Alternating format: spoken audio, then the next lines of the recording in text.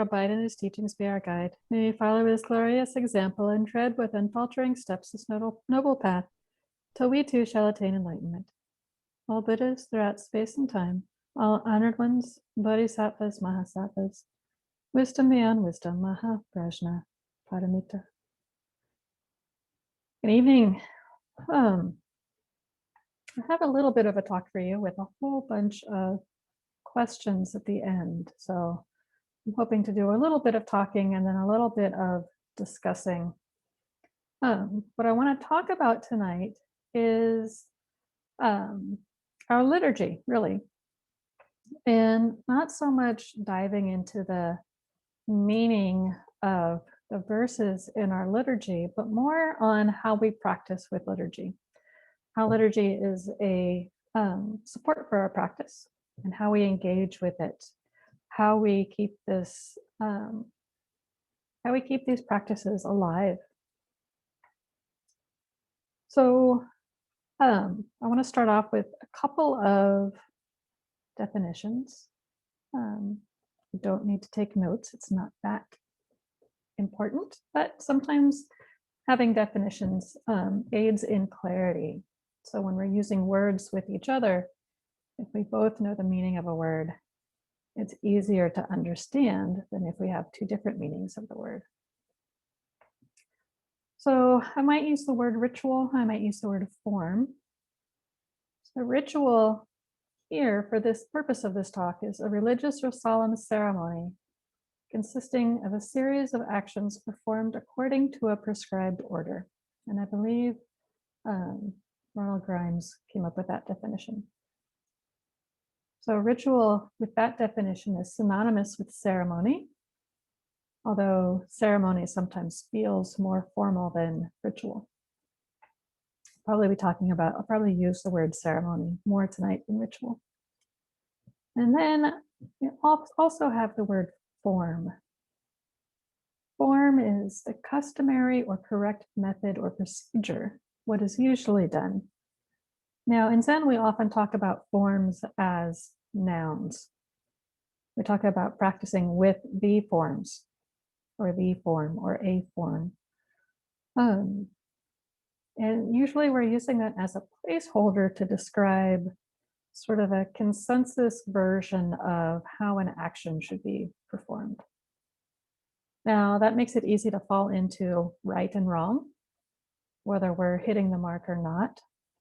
And at least in our lineage, when we practice with forms, forms are perhaps something to orient towards or aim for, but there's really no way to hold them 100% completely perfectly.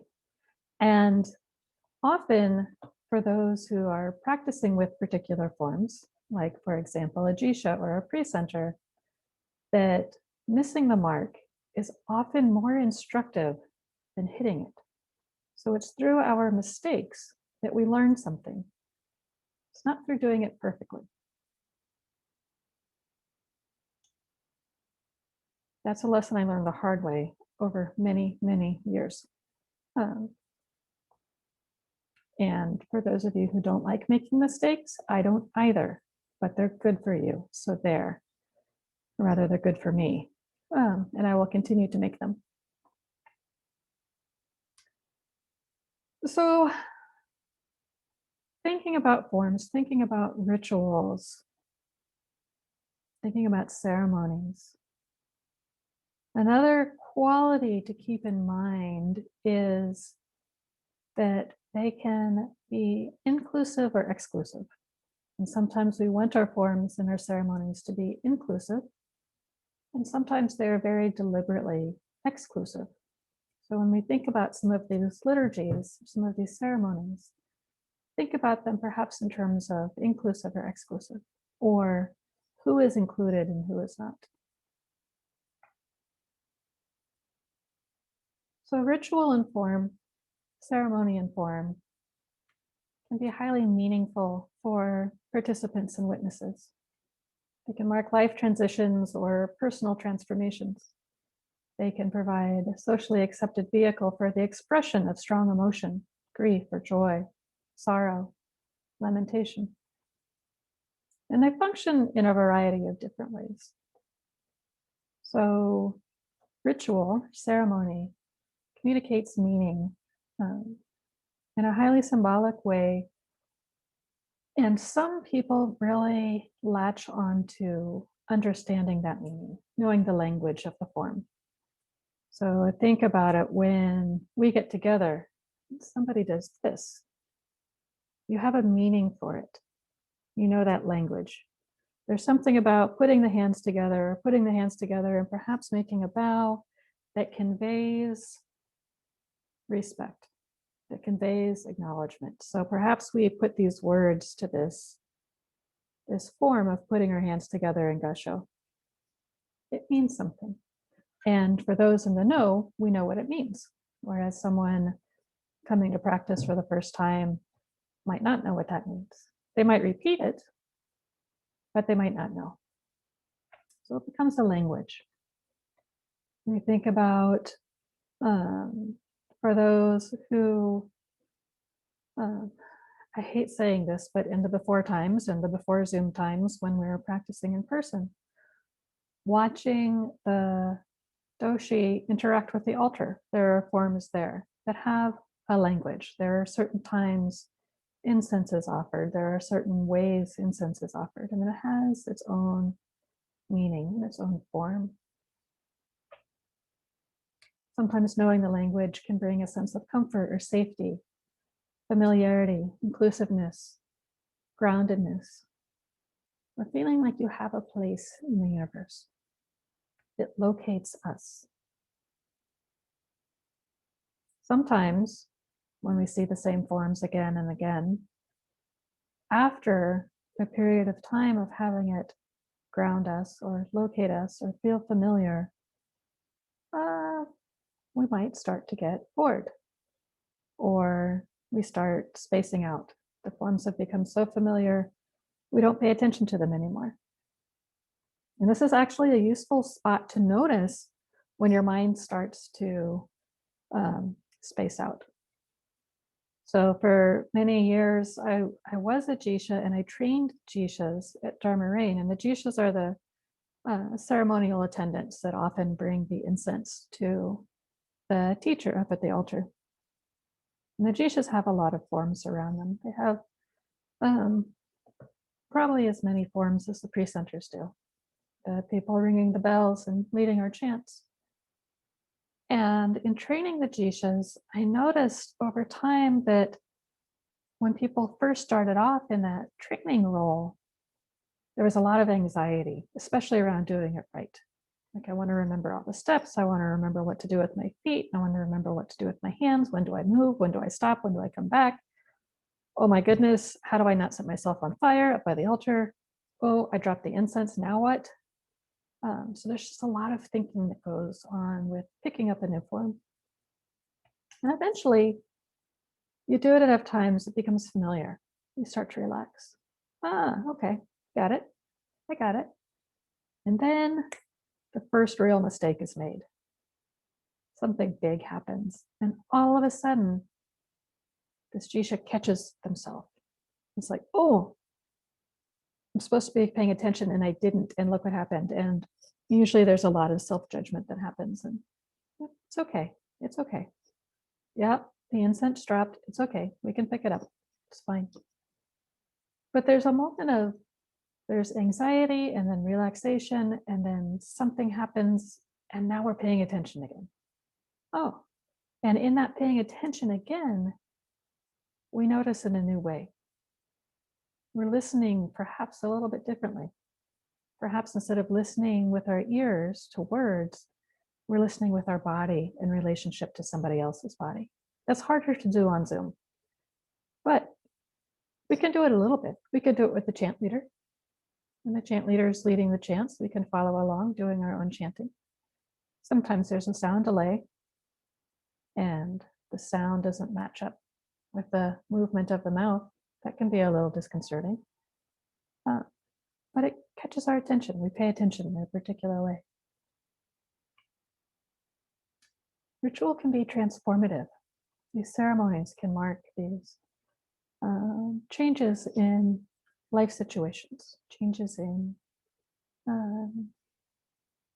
status, perhaps. We have ceremonies for baby blessings. We have ceremonies for matriculation from high school. We have ceremonies for weddings. We have ceremonies for funerals, for taking Jukai and taking refuge, for taking a teacher, for switching a teacher. We have all sorts of ceremonies that mark how a person moves through their life.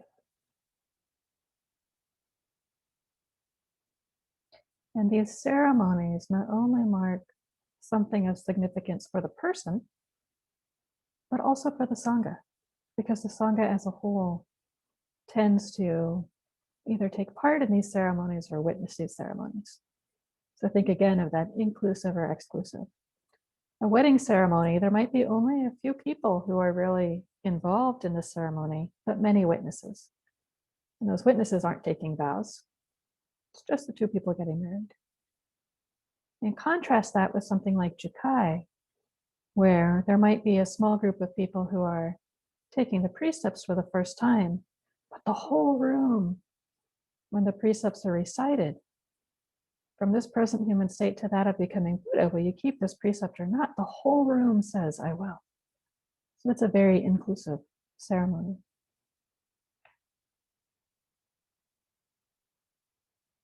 Another thing that ceremony does is carry institutional memory. So through our ceremonies and services, if we keep them the same way, we keep doing them the same way, we carry that institutional memory along with us. And some of that comes up, you may or may not notice, when there's a question about a ceremony, and perhaps Shintai and I will say, well, at Dharma Rain we did blah. And it's not necessarily that Dharma Rain ceremonies are the right way to do it, but that's where we learned how to do it.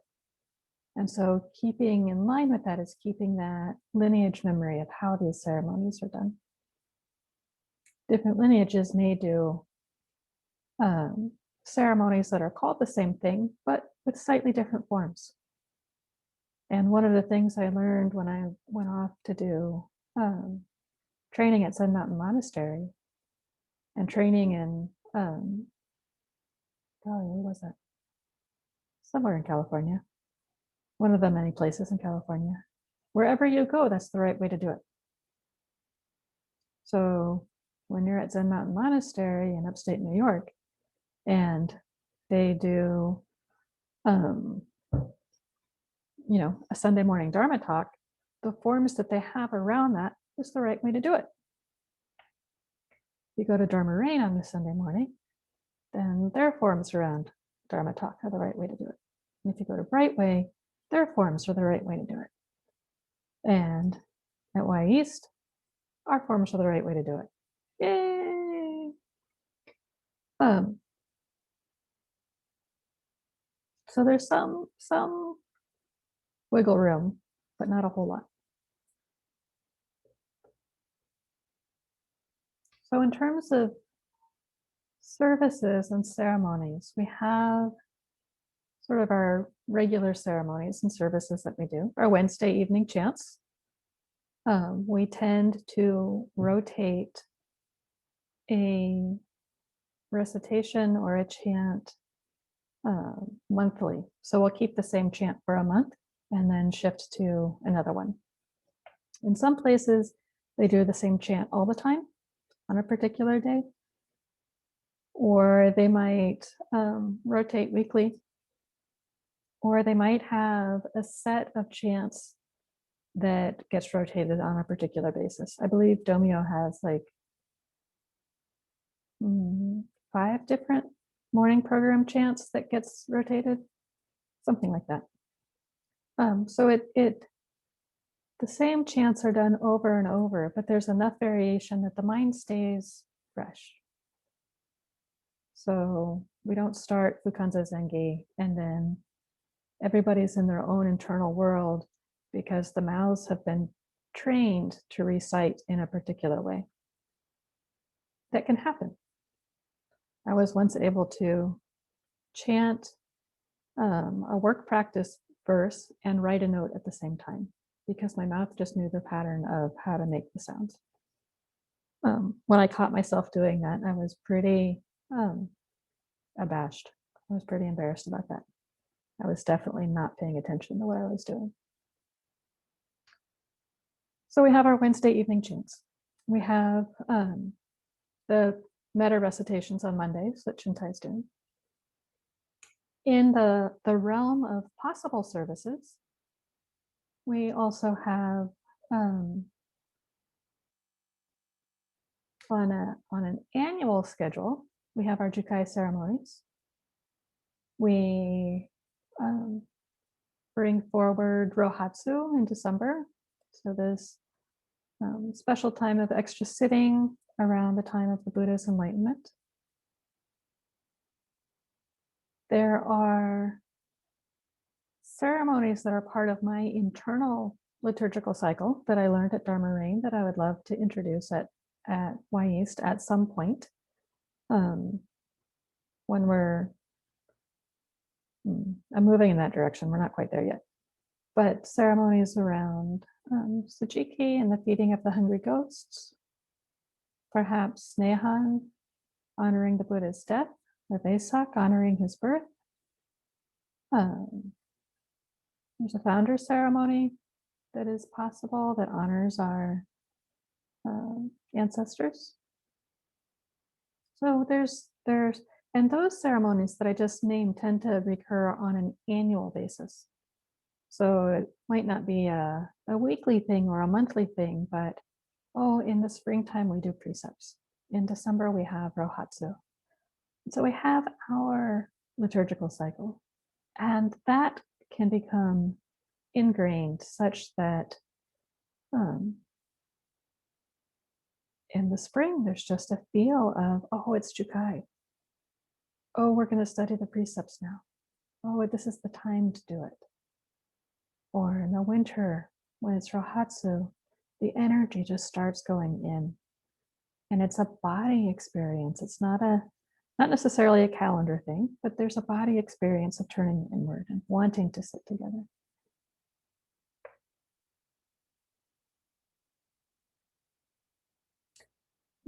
So switching from like types of services to what makes up our services, our ceremonies.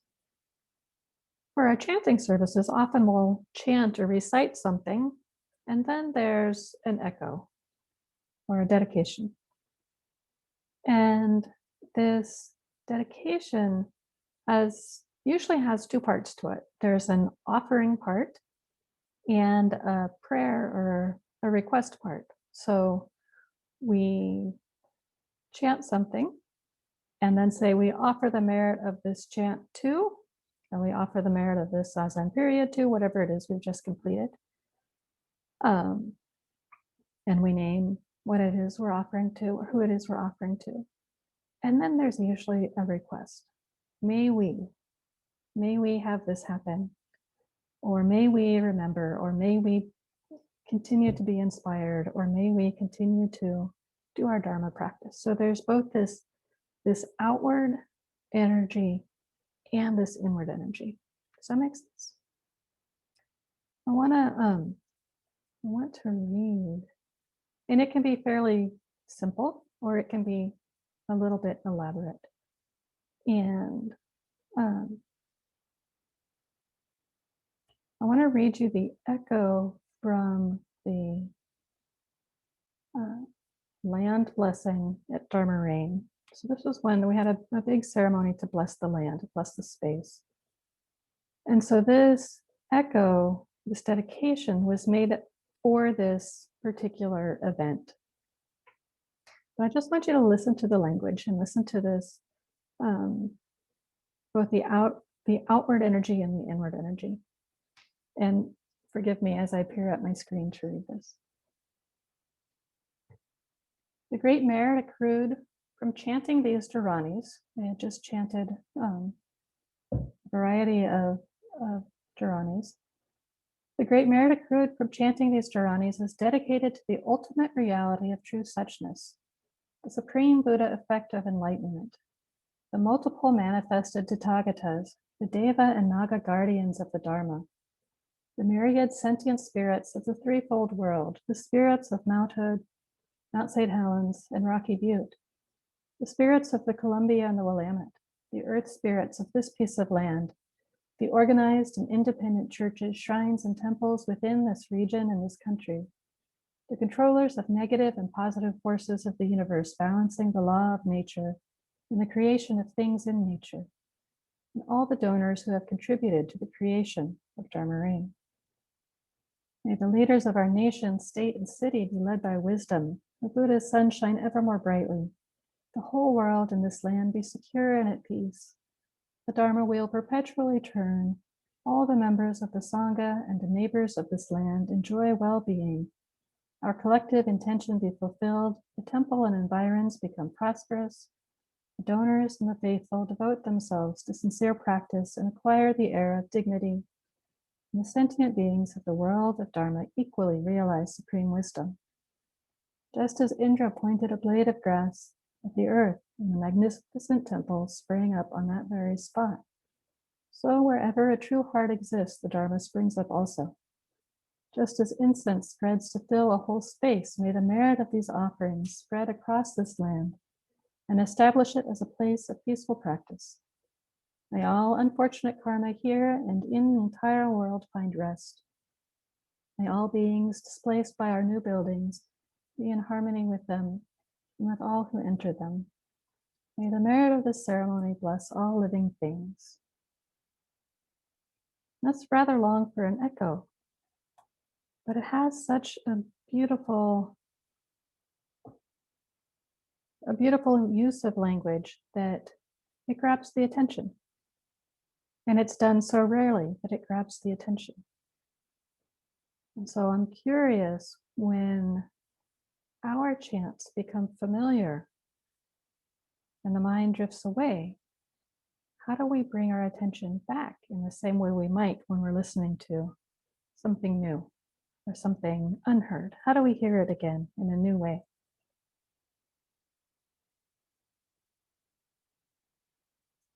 So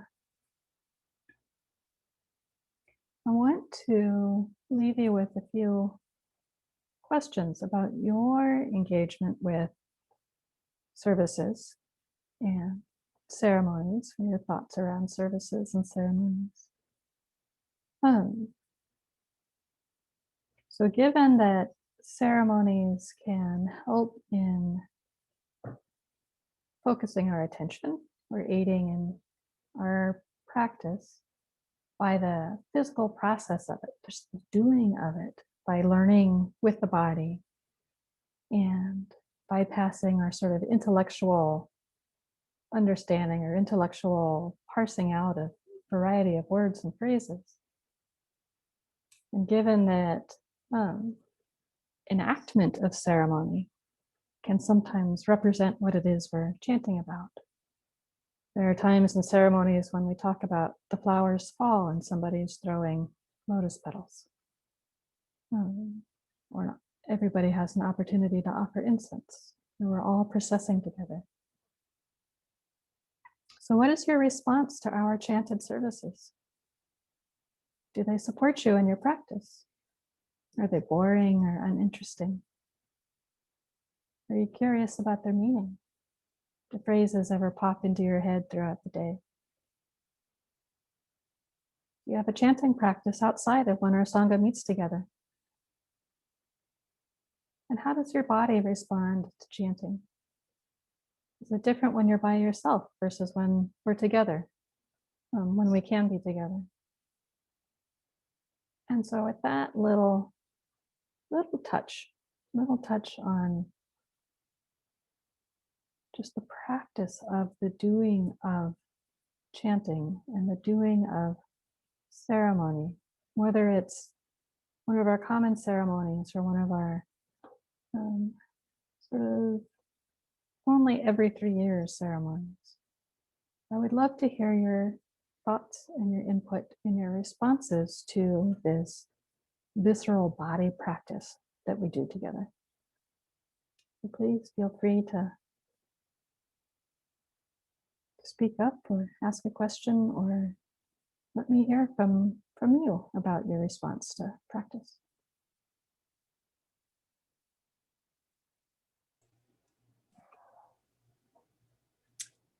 I think for me,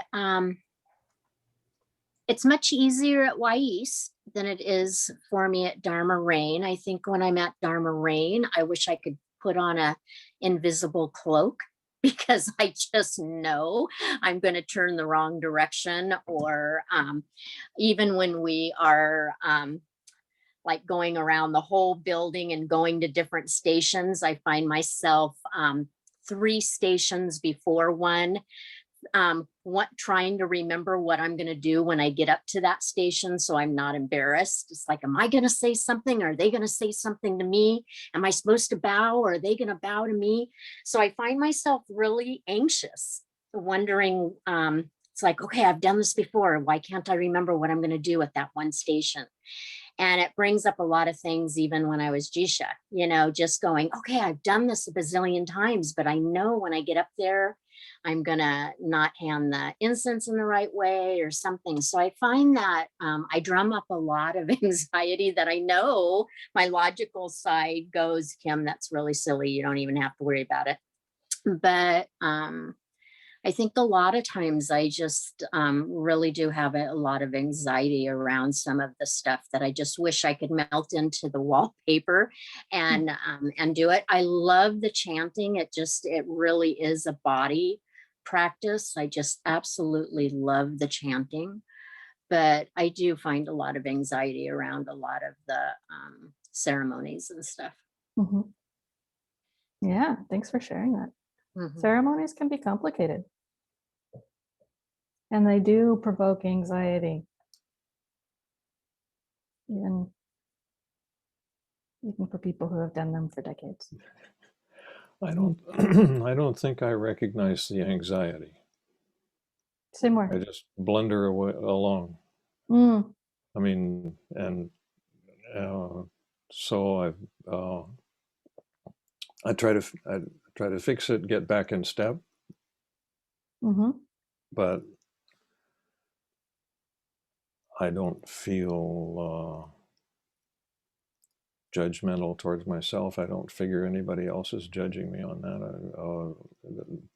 3 points or 5 points or anything like that. But there are things to remember. I like ritual and chanting and even plain song. Matter of fact, I know people who don't, but I come out of a Church of England background. It can be lovely. But then, as anybody who's watched for a year knows, there's things I could have done better in presenting, but maybe I will next time. Well, I'm glad you don't have anxiety. And I don't think I do. Now, do I really know? I don't know. Only you can answer that. But I definitely appreciate your just doing it. And stepping into that role of presenter and taking it on.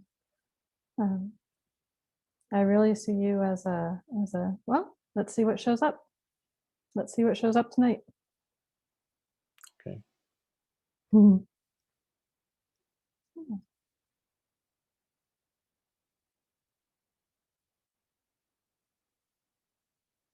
Other thoughts? Well, I like ritual too, because I see it as, I've given some thought to the difference between ritual and habit, or rituals, and just doing things because it's a rut. And so and like you were saying in your talk, one can become the other. So it's not a firm boundary, but I feel like anything can be a ritual. Like brushing your teeth could be just rote, or it could be something really meaningful. And Mm-hmm.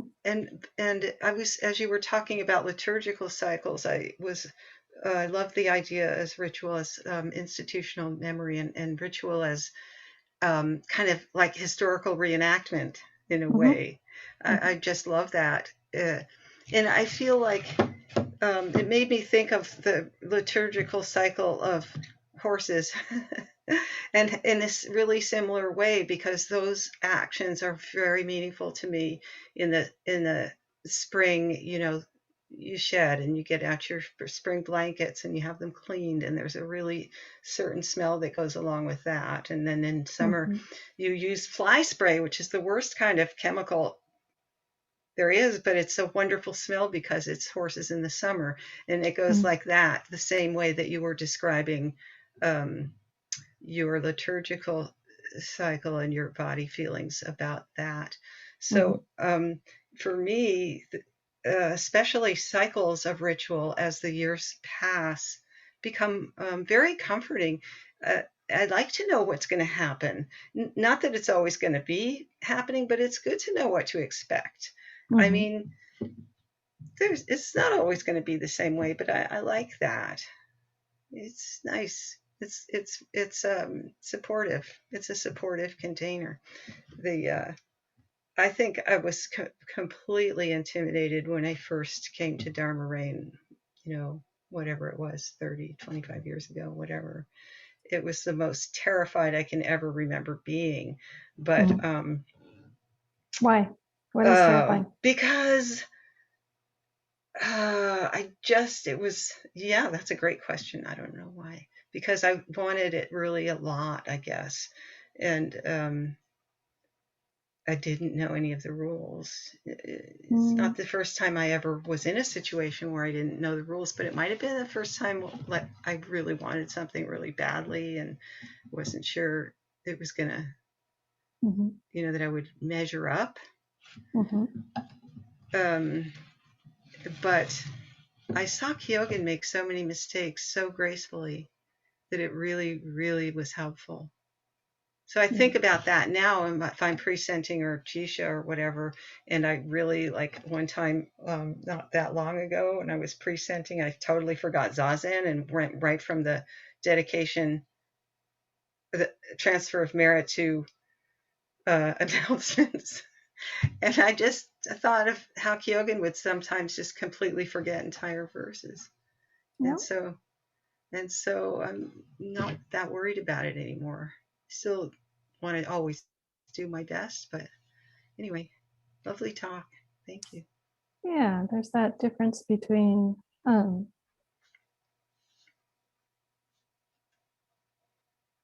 there's a balance between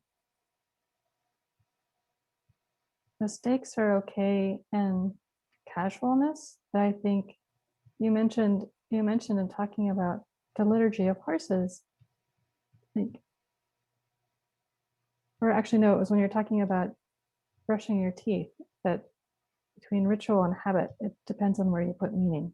And so how you hold meaning, how we collectively hold meaning, and the meaning that we put into particular forms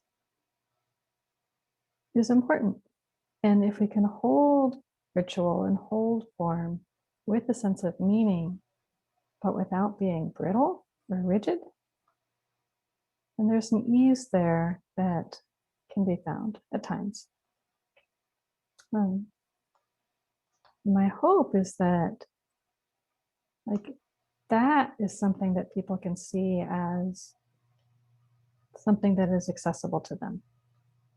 That being able to work with forms in a way that it doesn't have to be perfect, and it's not just anything goes, that there are things that we're picking up in terms of how we communicate with each other with our bodies, and how we tell this story of Dharma with our bodies, and we tell this story of Zazen with our bodies. I love those examples, Teiko, both the brushing the teeth and the horses. and Kyogen.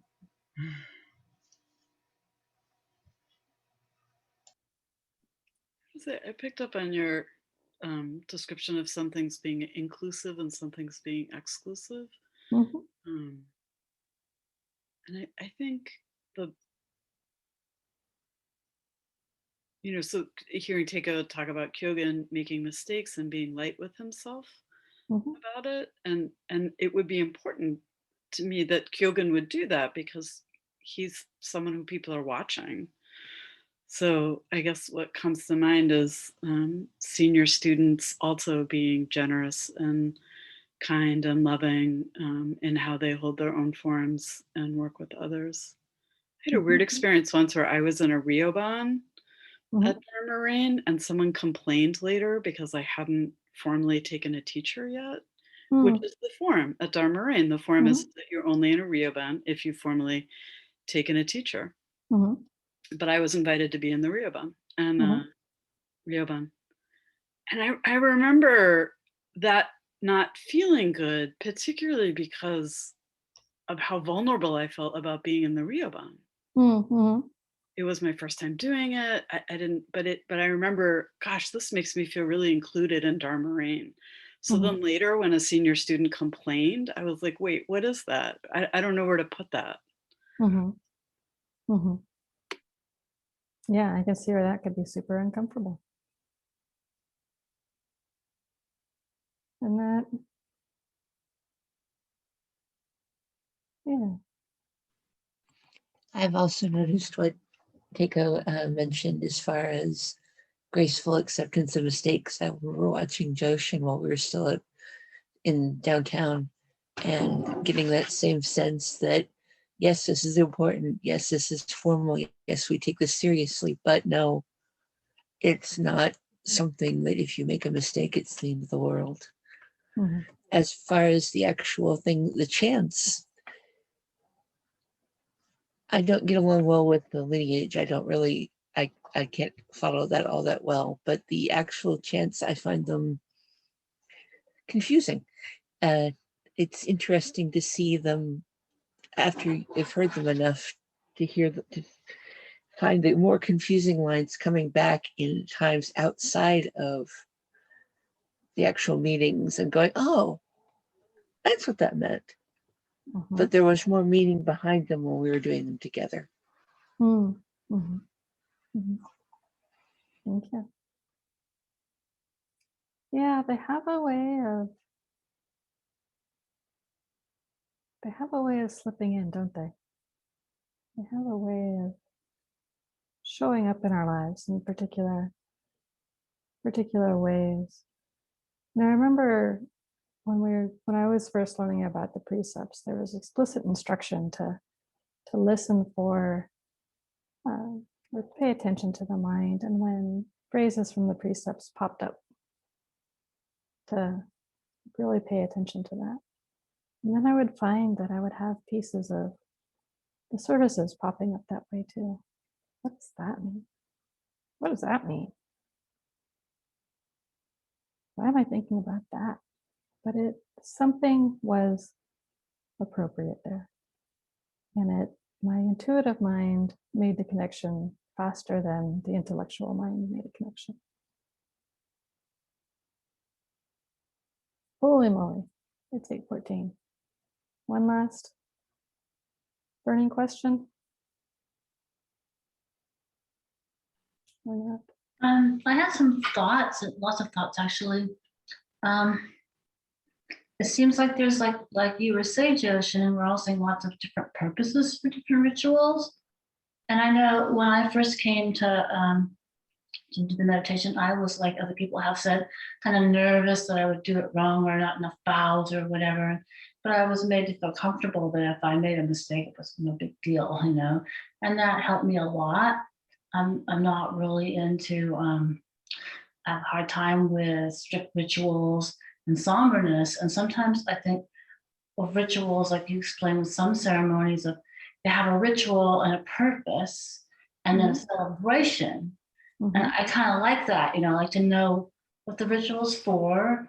And, if it's for sort of honoring or a sad or a joyous purpose, it's good to kind of know that, although I'd like to think that there's a celebration of whatever the ritual is about. And one of the things about the way we used to do it, we could have our ceremony, our ritual, and then we understood why. I like to know why I'm doing the ritual. And for a while, I didn't know why I was doing all the chanting, and it didn't matter. I just wanted to be part of it. But then it became more important to understand why. Mhm. And when we had our little tea sessions afterwards, that was kind of like the celebration, So it's like, I like to celebrate. It makes it more of a joyous experience rather than a somber experience. And I don't like somberness. Yeah. Yeah. Thanks for sharing that, Trish. I miss our little times for tea. And in a way, that's a little bit what our dedication, our echo points to, is we do our chant or we do our zazen and then dedicate that merit. We celebrate with the universe that we have this opportunity to interact with the Dharma. And I like it when we get more familiar with some of the chants, because at the beginning, I can't, even when we're reading them, I don't get it. Mhm. And then as I get more familiar, so if we change too often, I don't get familiar with them. Mhm. That's kind of my 2 cents. Thank you. Thank you, Benny. I think that's part of why we rotate on a monthly basis. We get at least 4 weeks with a chant before we switch it up. And then when we get through them all, we start again. But I'm going to end with our closing verse, which is another one of our rituals. The universe is as the boundless sky, just as the lotus is not wetted by the water that surrounds it, the mind is immaculate and beyond the dust. Let us bow to the highest Lord. O Buddhas throughout space and time, O honored ones, Bodhisattvas, Mahasattvas, wisdom beyond wisdom, Maha Prajna Pranamita. Thank you all. It's good to see